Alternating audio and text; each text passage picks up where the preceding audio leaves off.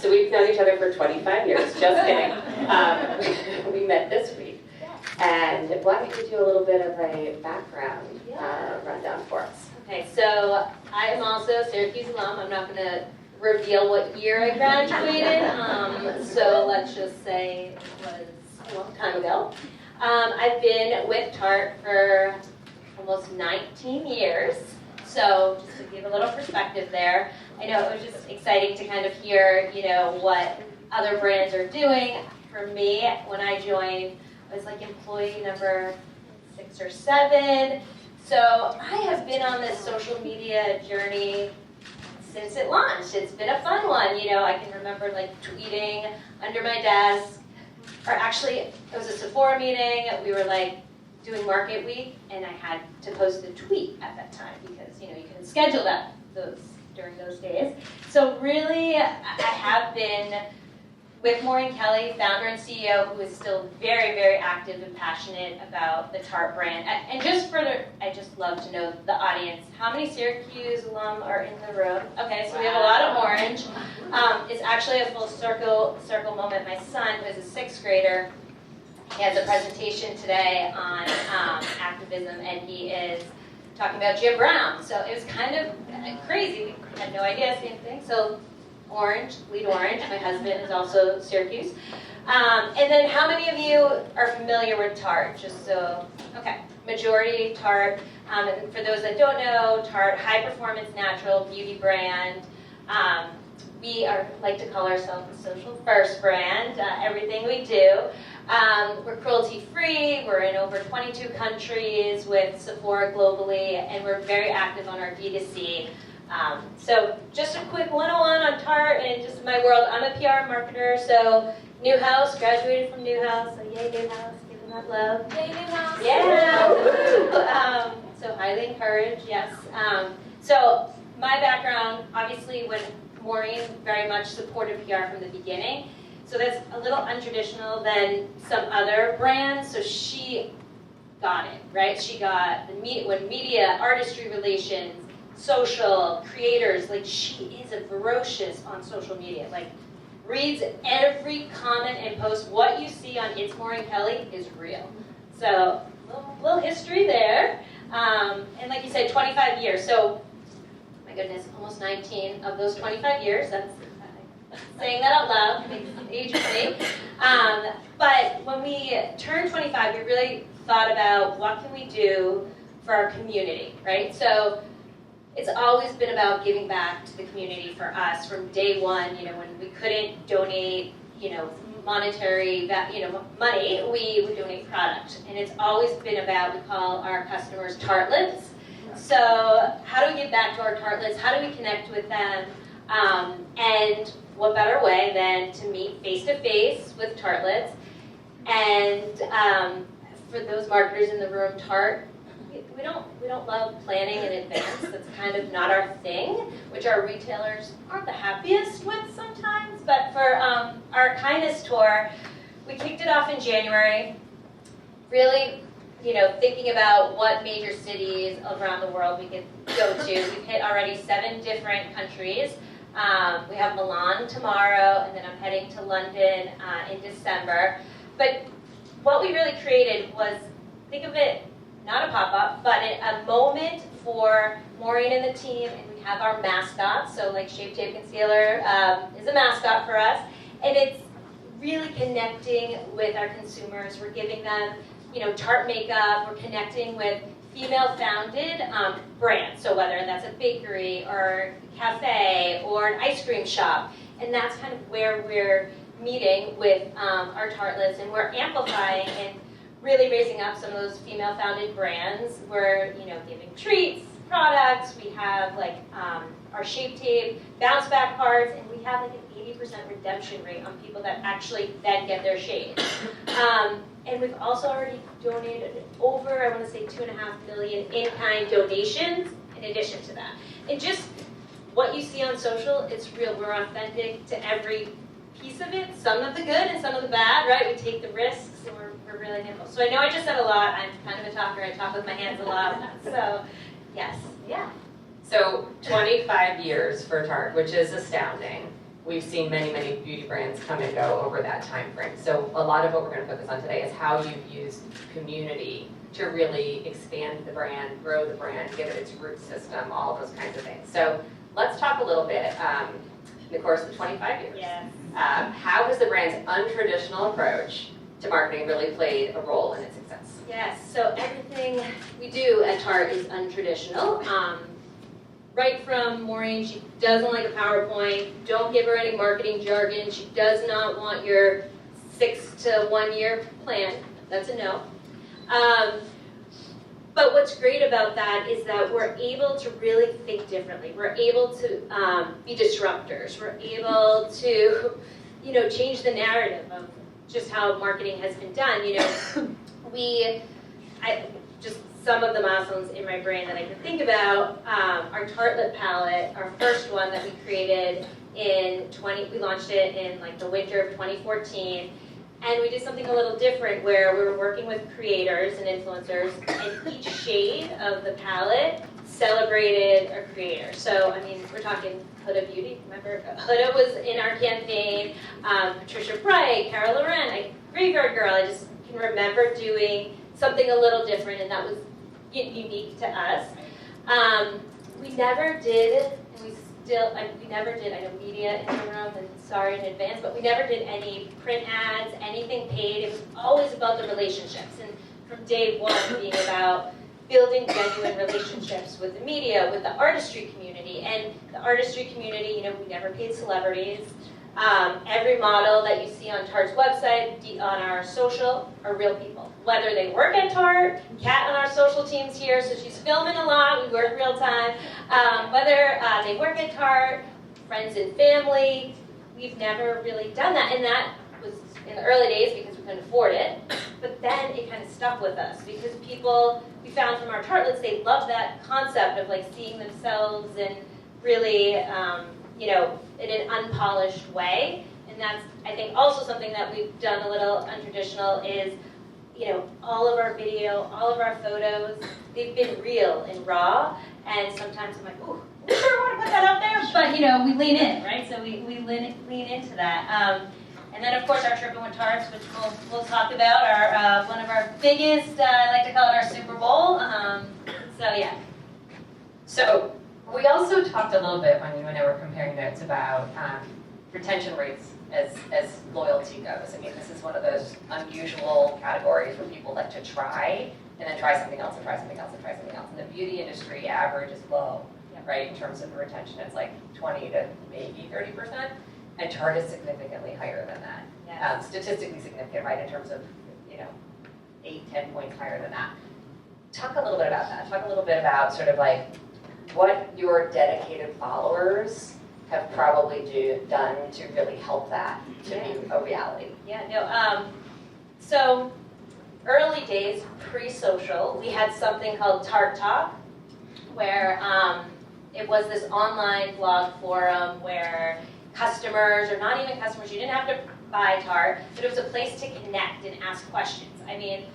So I was like employee number 6, 7, and we would alternate who's responding to these tartlets, right? So it could be a question of what shade, am I, or how do I use this product? And it was really authentic because we were in there, right? So that was from day one. So I think for us, it's been very genuine. It's been very authentic how we've had this brand loyalty. And over the years, we read every comment on social media. We're commenting whether it's from Tarte or from Maureen, and we listen. I think that's really key in listening to what our consumers are saying and what they're asking from us, right? So we're transparent. We're going to be honest. We're going to overshare sometimes. We're going to make mistakes, right? And we own up to those mistakes when we make them. I think we have a great loyalty program on our D2C. We work with our retail partners. We read the reviews and ratings. If something's not working, we'll pull it or we'll edit it. Or, I think a lot of brands, you launch a product and you're like, I have to launch it this way, right? Like, this is what it was made for. This is my campaign. Guess what? Your consumer might want to use a product in a different way, and you have to be okay with that, and you have to shift. You have to be nimble. You need to lean into that.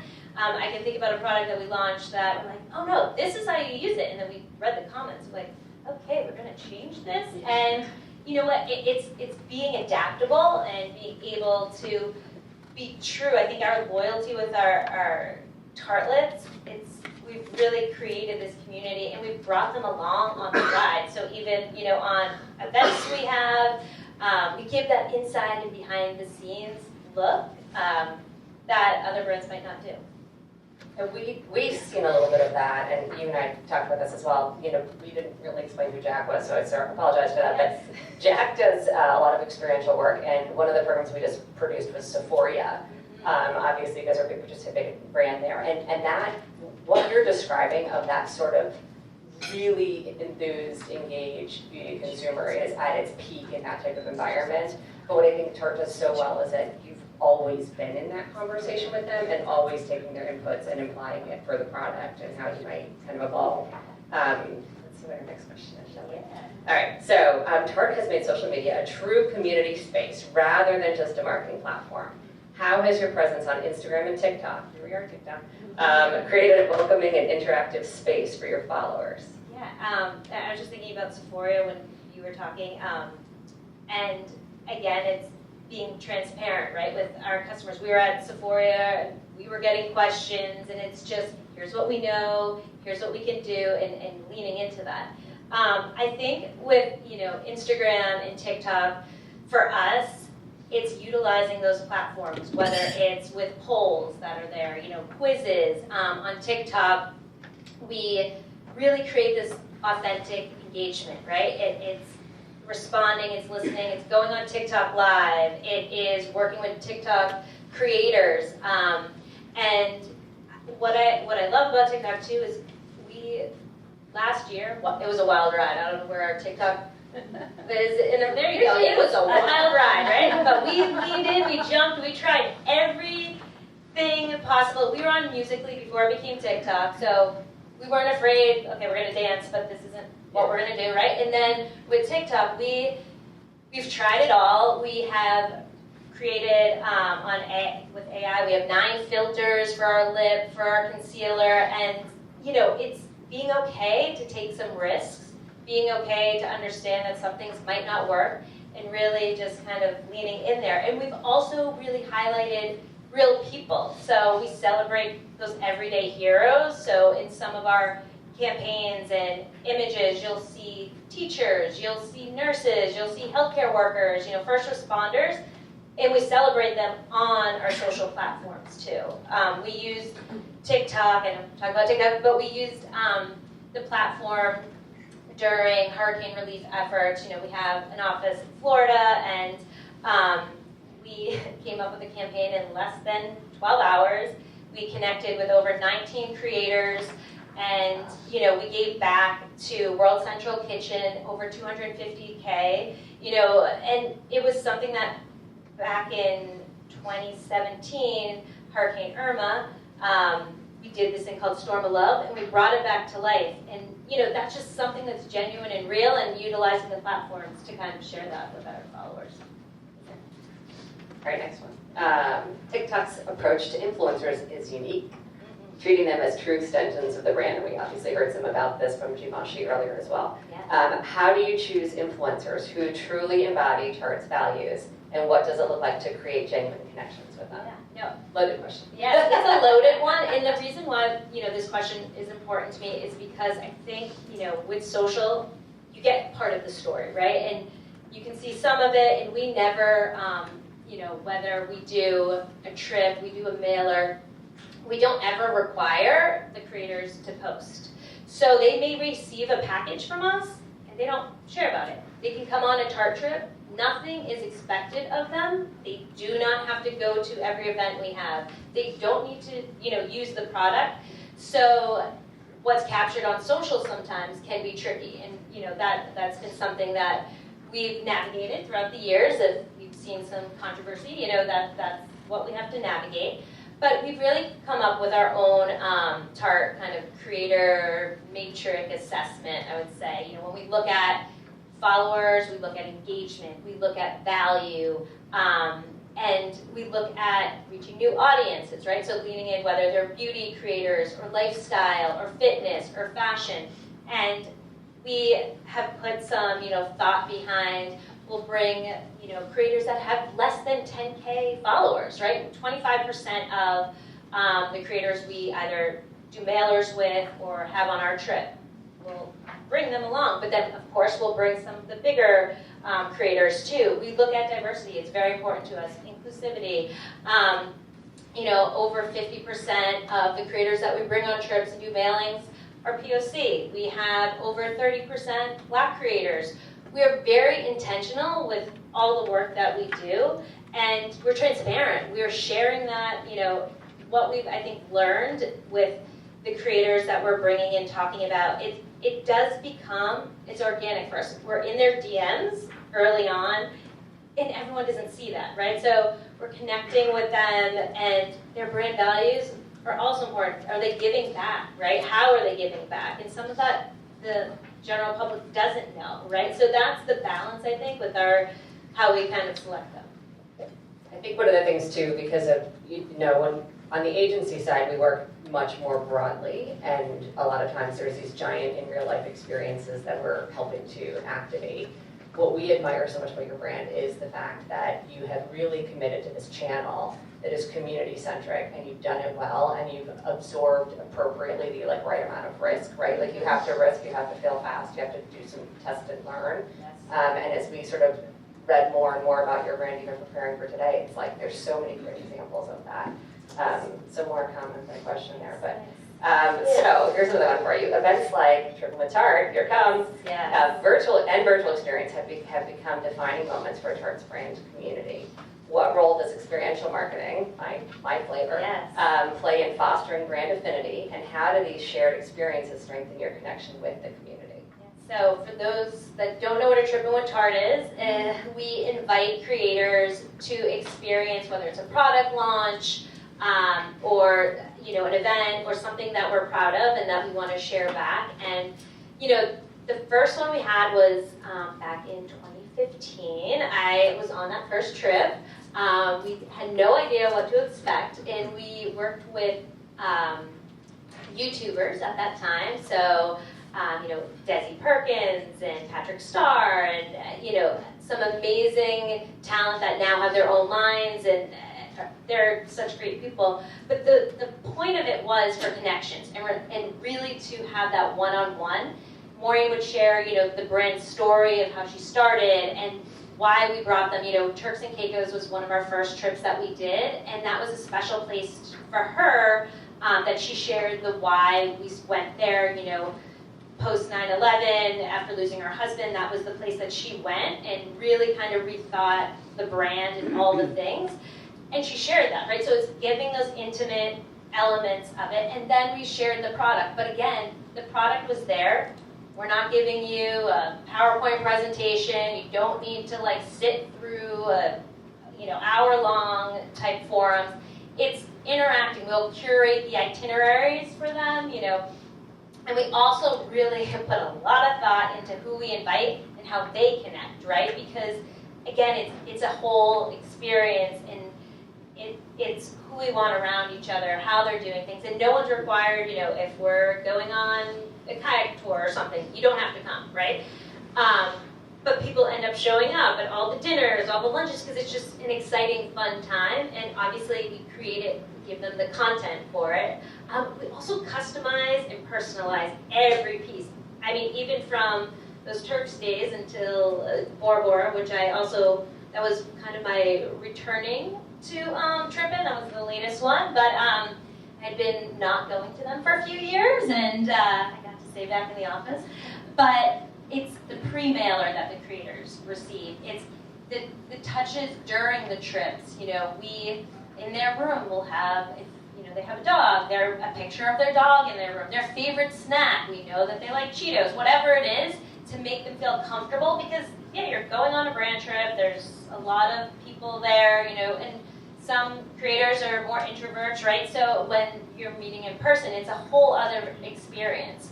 And we did, so 2015 YouTuber, March 2022, we decided let's try TikTok. So it was the first creator trip that we invited TikTok creators. We had no idea what to expect, you know, and again, it's being nimble, it's shifting, it's just understanding your audience, and then, you know, post-trip, following up and staying connected. I mean, Candace was in Bora, and we remembered like she loved this smoothie that she had every day. We sent her like a ninja and, you know, a recipe from the hotel. It's those little touches. It's again about like authentic, organic relationships. You know, one of the things that we've seen in our category evolve a lot is just the fact that it used to be that you went to events and you mostly were focused on being at the event. Yeah. And now as you're at events, you're seeing people actually using it as a backdrop for their content. So they're really having the digitally native part of it almost be the star of the show, and the event is just the backdrop. And we even do like TikTok Live, I think is it, the award show, which is another fun one. So we're awarding all the people as they're out there creating content about being a creator, about being at an award show. It's a very fascinating full circle thing, which brings me to my next question. Yes. So, using all of that, using that massive ecosystem, using the combination of your experiential trips and your engagement with the community and all of it together, how do you leverage the data from all of that? The social interactions, experiential campaigns, the product feedback that you're getting in direct dialogue with the consumers. And how do you put all that together to understand community interests, to create content that keeps the audience super engaged? Yeah, no, great question. And something, you know, I think data, it really nurtures community growth. And when I think about some of the insights that, you know, always social listening, obviously we read everything. But when I think about early days at Tarte, we didn't get any reports, and we kind of just did, which some of you think, what the heck? But that's how we rolled, and it also kept us like pretty true. I remember even like finding out we're a top prestige beauty brand, because that kind of just puts you over here. But when you're still running and you want to succeed, you know, we're always about that. But anyway, I digress. When I think about kind of for us some of the insights, things that are trending, right? Yeah. So this is we literally had a meeting, I want to say last week or the week before, about trending versus trends.